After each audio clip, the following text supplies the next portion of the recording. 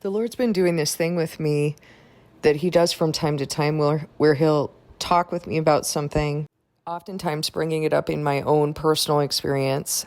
So, for example, something that I'm sorting through, and then he'll build me. He'll talk with me about it, and he'll talk with me about it, and he'll show me in scripture, and then he'll raise up feelings inside of me or a memory inside of me or something like that, and he'll start building understanding through that. And then he'll make me super tired and worn out, and he'll have me go to sleep to break me down even more so that I can have eyes to see. Like, there's something about going to sleep. You know, if you've ever had God, if he's ever like woken you up really early in the morning, I hear people talk about that sometimes when he's drawing them to him or when he is trying to isolate them in him, which is what he's doing with me right now. And he used to do this with me, a version of this with me early on, where he would wake me up at 4:30 every morning, and I would go out to the backyard, sit at the table, and I would journal and just sit with him. And the reason he woke me up, the reason he was waking me up at that time is because everything was quiet and my resources were down. And so he'll build me and build me. And of course, if you know what I'm talking about, it's tiring. Then he'll have me sleep, and then he'll talk with me again when those resources are down. And actually, I'm using the word resources. I'm not even going to rewind this and correct it. It's really, your flesh is not resources at all, to be honest. It's more about your flesh being down. Like, your flesh can't get in the way. You're not waking up and trying to control everything. But isn't that interesting? All of the work that God has done in me, and I'm still using that word, that won't be in my vocabulary anymore. Because truly our flesh is not a resource. And we often think that, early on when God is teaching us how to live in the heart and spirit, we get kind of freaked out. We're like, well, what about, how am I going to control anything? I feel like I'm losing control. Like as if we ever had control, right?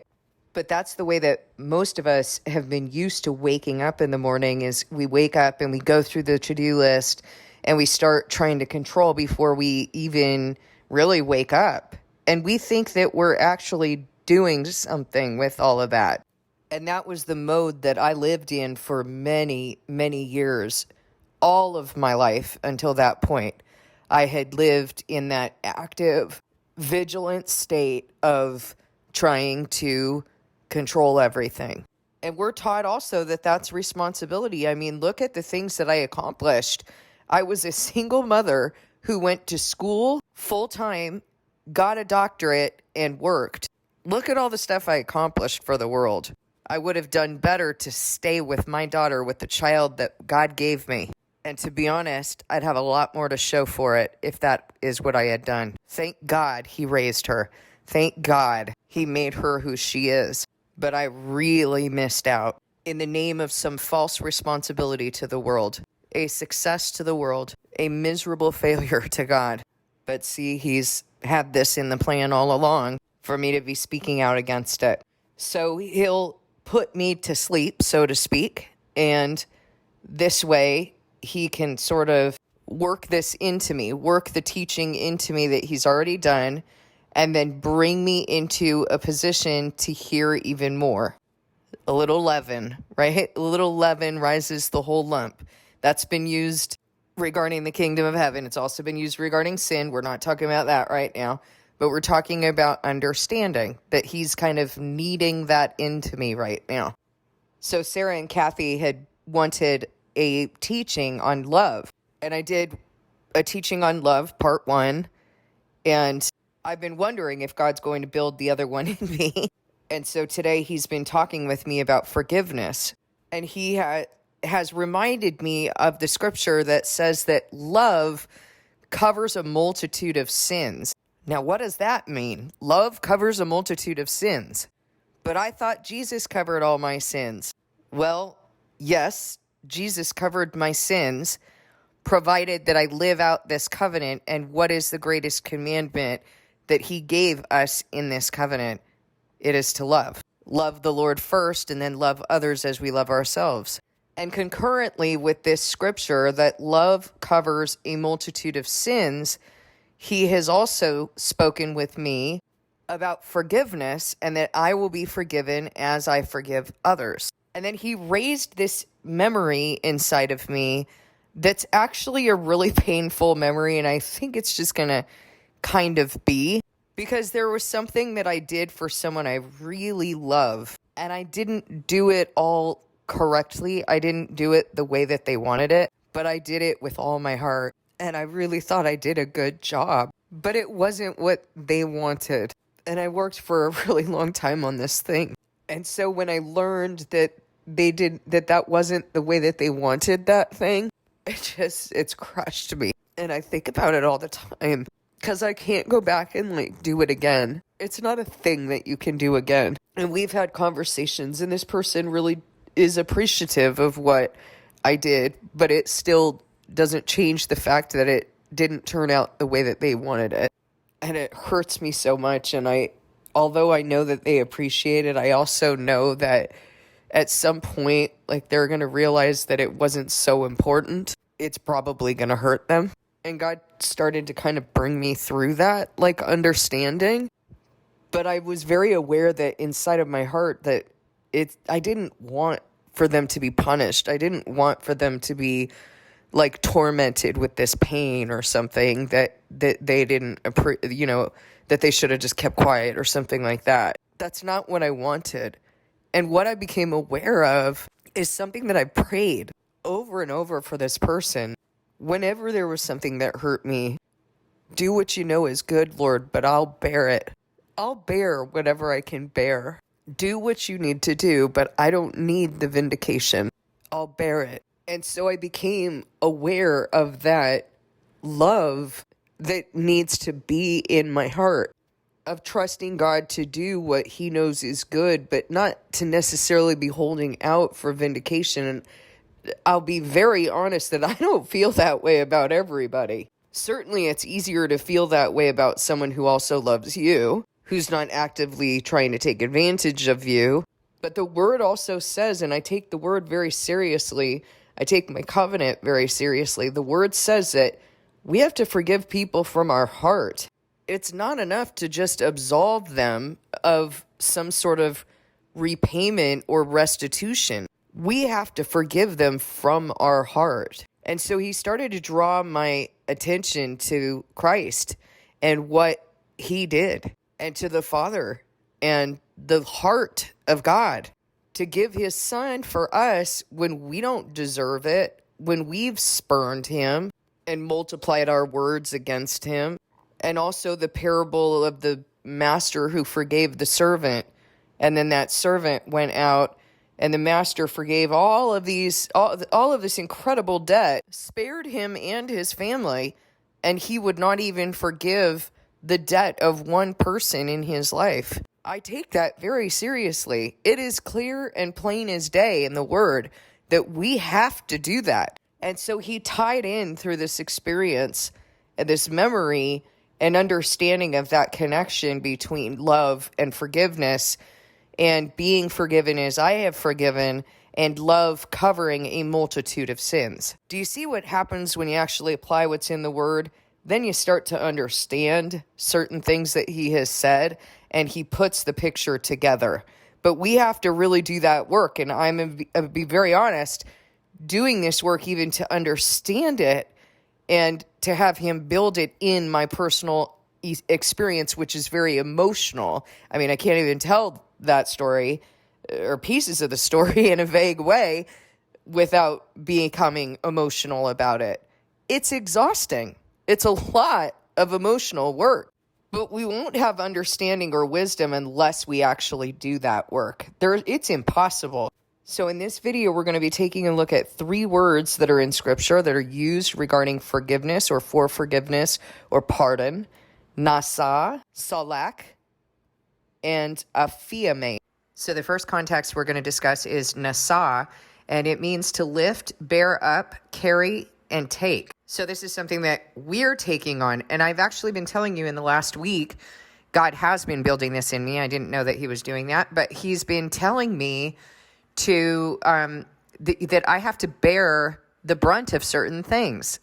And not necessarily telling me in those words, but he's been moving me to do it.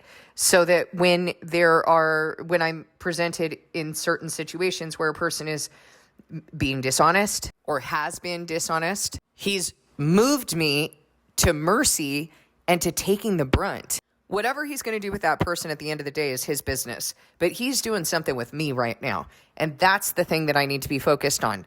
I'm not going to be able to receive what Christ did for me if I do not understand it. And so he's going to bring me into a position of understanding it, of understanding the love of God, not the love of man, but the love of God, that he would give his only son for people who don't deserve it, that he would absolve us even though we don't deserve it. And don't misunderstand what I'm saying. If you're just tuning into the channel, everyone who's been here a while knows better than to think that God just paid it all for us and we don't owe him anything. We have a covenant. So I'm not saying that you're not doing any work. As a matter of fact, it's a lot of work to do this, to work my heart into forgiveness and bearing the brunt of something that someone did who I don't even know. So it's not as though this is like my child or my spouse or someone who I already love, someone I don't know who's just trying to take advantage of me.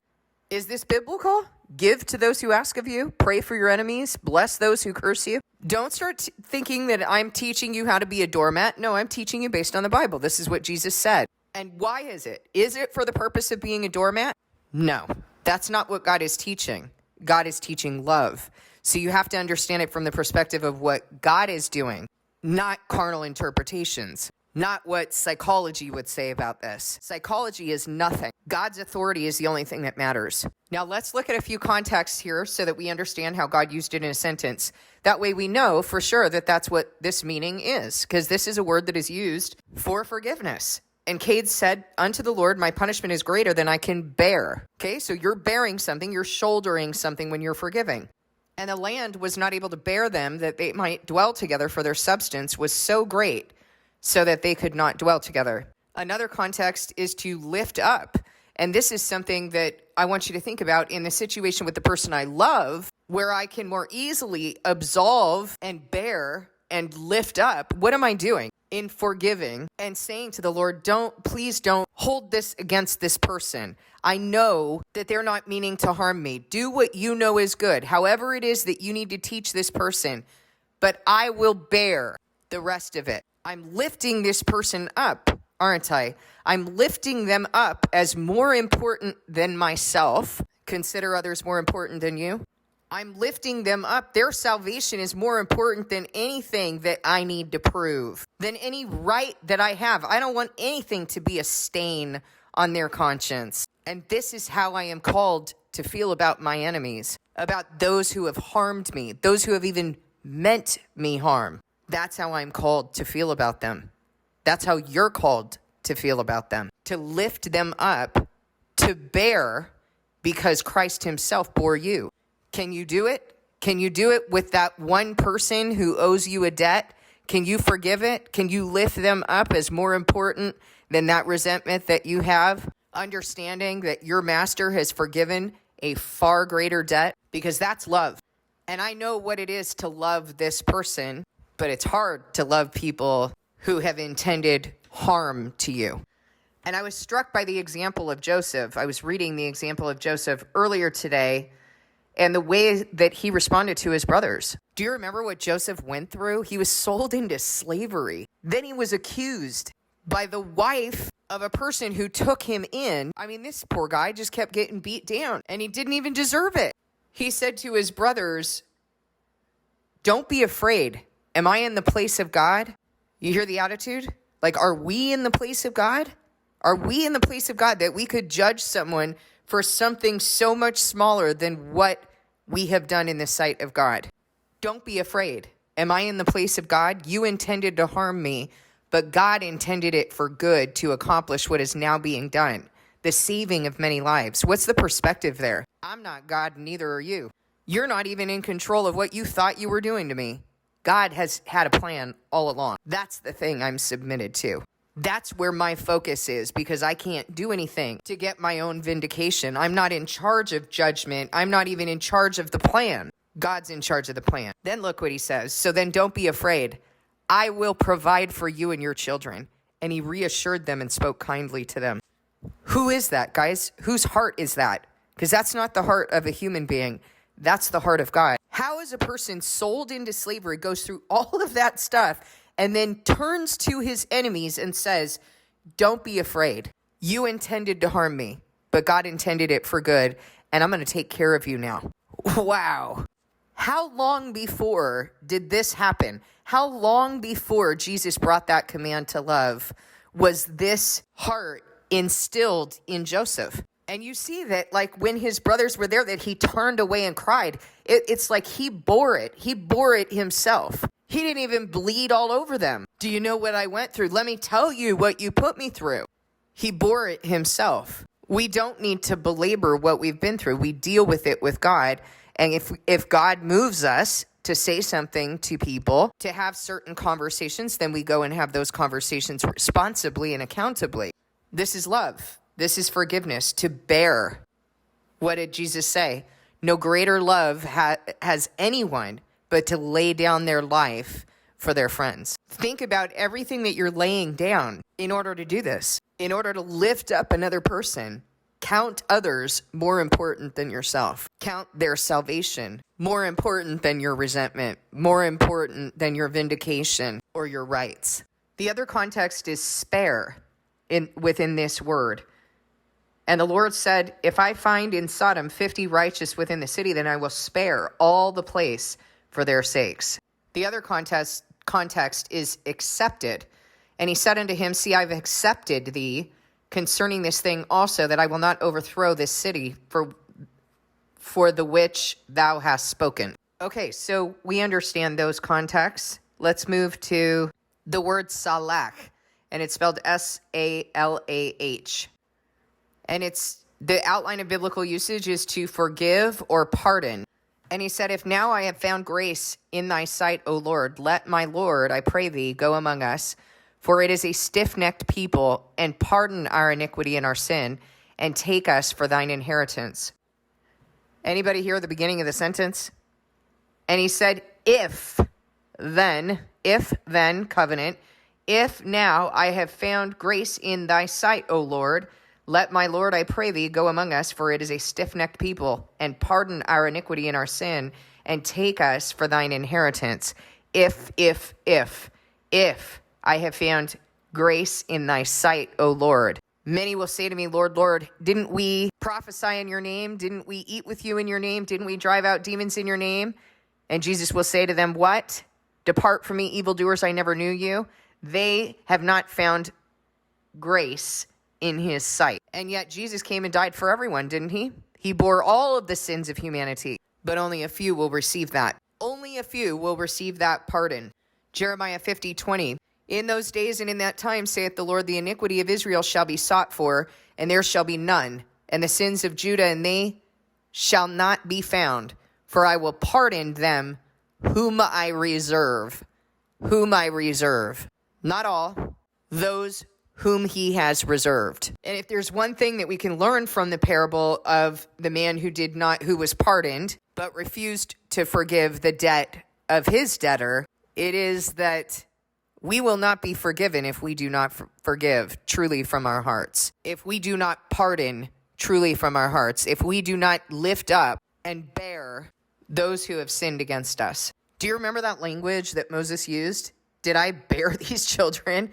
Who bore me these? When he's taking it up with God. But Moses did, didn't he? He was bearing the Israelites. The next word is aphiemi. A-P-H-I-E-M-I. Strong's G863. It means to send away. So you're sending away a debt. It also means to permit, allow, not to hinder, to give up a thing to a person. Okay, kind of like giving to those who ask of you. To leave, go away from one. Let's look at how God used this in a sentence. And Jesus answering said unto him, suffer's the context. Suffer it to be so now, for thus it becometh us to fulfill all righteousness. Then he suffered him. Permitted, allowed, did not hinder, gave up a thing, right? This was when he was speaking with John the Baptist. Then the devil leaveth him. Leaveth is the context. And behold, angels came and ministered unto him. To send away. That's the context. To send away. So you're sending away a debt. And they straightway left. Left is the context. Their nets and followed him. See how quickly they gave it up? They gave that up. Same thing that we're supposed to be doing with these resentments and these debts. Straight away left their nets and followed him. And they immediately left the ship and their father and followed him. Other contexts use exactly that word, forgive, and forgive us our debts as we forgive our debtors. Another context here is let. So if you think of let as permit, as allow, let can also be to release. Or how wilt thou say to thy brother, let me pull out the mote out of thine eye, and behold, a beam is in thine own eye? And also, but Jesus said unto him, follow me and let the dead bury their dead. Now let's take this with the rest of Scripture. God is doing a thing, okay? So I really don't interact with many people. I interact with God's people. That's about it. I interact with others only as I have to interact with them. And so you've heard me talk about when I am in a position where I have to interact with other people, that usually it doesn't go so well. Like when I have to go to the dealership, when I've had to work with contractors, it doesn't work out so well because the world looks for every opportunity to take advantage of God's people and to pick the meat off their carcass. And so you've heard about these situations that I've been through, and yet I have to give to these people. God moves me to give to these people, to give mercy and to be built to understand the mercy that I've been given. But we need to understand this as well from the perspective of Scripture. Scripture tells us not to tango with the world. We're not supposed to be with other people with whom we are not of one mind. And so if you continue to do that with the world, continue to engage with them, you're going to have a lot more opportunities to be taken advantage of. So it would behoove you to obey the entire word, because it's not going to be very satisfying to have relationships with the world. And you're going to become very confused in terms of like when things happen and you're trying to apply principles that God says to use with your brothers and sisters, and you're applying those principles with people in the world, and for some reason they're not responding very well. Like when you try to reprove them. So you have to use discernment about who's going to be in your life. Who are you going to choose to spend time with? But all of the word is true. And we are to give to those who ask of us. We are to pray for our enemies. We are to love our enemies. We are to forgive them from our hearts. We are to lift them up. We are to count others as more important than ourselves, and their salvation as more important than our resentments or gripes. So we need to learn how to pray in God's name instead of doing this dumb thing that people do of thinking that a word is God's name. A word is not God's name. God established a name for himself, and that name is his cause, his will, his reason, his purpose, and what he's doing. It is who he was, who he is, and who he will be eternally. He does not change. He is the same God then, now, and forever. And that's the name that we need to pray in. I have been having a problem with a neighbor who, I don't know who the neighbor is, to be honest. Well, actually, I kind of have a suspicion of who it is, but I know that there have been a few people on my block who've been smoking pot.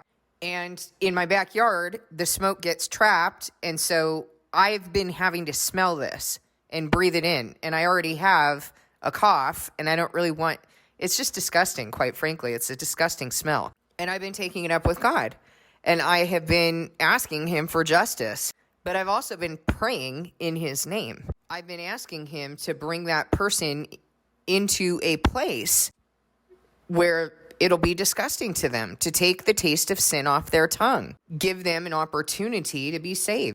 The other day, I got a text message from my neighbor who's been growing pot plants, because here in California, you get to grow pot plants with no consequences, and just smoke it all day, and then kids get to smell that. Actually, he didn't text me. I was standing in my garden. I had just gotten done praying about this very thing, and I went to my garden, and he likes to, if he hears me in my garden, then he starts talking to me. And I said, he said, how are you, or whatever it was. However, he started the conversation, and I said, how are you? And he says, I'm mad. And I said, oh, really? What happened? We live in the mountains, so we have bears. And he said a bear came through my iron fence and tore out all of my pot plants. And I burst out laughing. I mean, I said, I understand why you're mad, but it sounds like, this is someone who claims to be Christian, by the way. Yes, good old California, where anybody can be Christian while loving the world. So I started laughing, and I said, he was so angry with the bear, and I said, I think you need to escalate your complaint, because God controls the bears, and it sounds like he's dealing with you. And he's actually a very nice guy, but he doesn't totally get it when I say things like that, I don't think. Anyway, that's a testimony, because when you're praying in the will, in the name of God, when you're praying in his name, he will give you whatever you ask.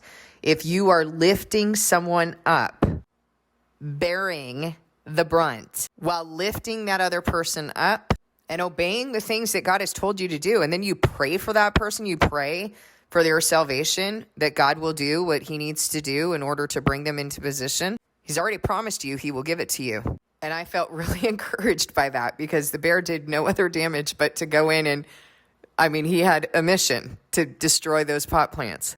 God commands the beasts of the field. So a couple more sentences or context of how God used this word in a sentence. Then Peter came to him and said, Lord, how oft shall my brother sin against me and I forgive him? Till 7 times. And we know what Jesus said. I say not unto thee until 7 times, but until 70 times 7. And then we have that parable in Matthew. Then the Lord of that servant was moved with compassion and loosed him and forgave him the debt. Loosed him, released him, and forgave him the debt.